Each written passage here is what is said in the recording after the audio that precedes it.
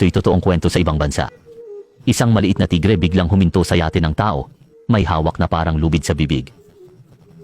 Unay akala ng kuya na gusto lang makipaglaro, nang kunin ang bagay sa bibig, agad itong kinuha, pabalik ng cute na tigre. Paulit-ulit itong umiling sa tubig, umuungol ng mababa, tila may gustong sabihin sa taong may dalawang sungay. Nakita ng kuya ang pagkalito.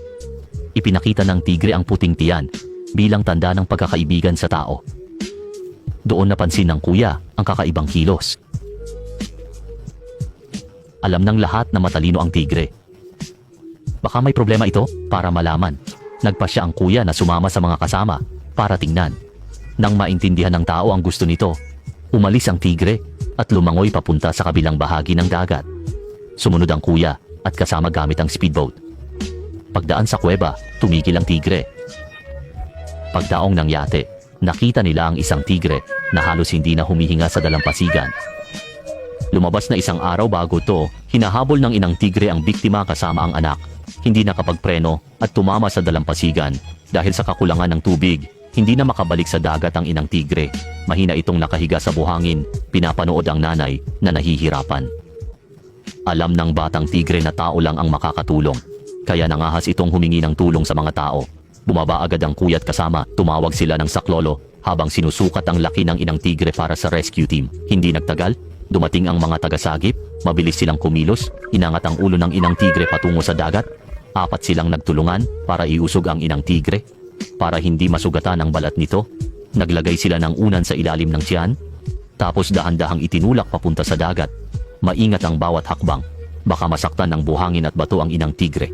Kung nakita mo rin ito, kaya naniniwala ako na ikaw rin ay mabait at mapagmalasakit.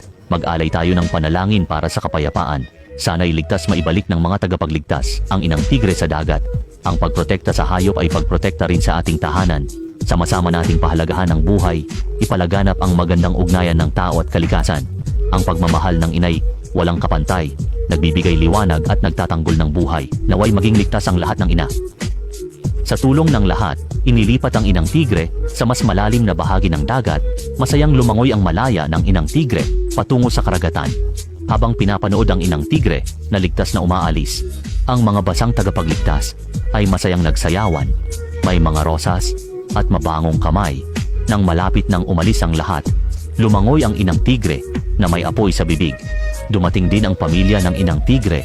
Sinabayan nila ang rescue team sa paglangoy. Napaka nakakaantig ng tagpong ito. Kahit hindi nagsasalita ang mga hayop, alam din nilang magpasalamat. Sila ang mga tagapag-alaga ng ating tahanan. Sana'y mamuhay ng mapayapa ang tao at hayop. Pahalagahan natin ang buhay ng sama-sama, saksihan ang mga kwentong nakaka-inspira, at damhin ang init at pag-asa ng magkakasama.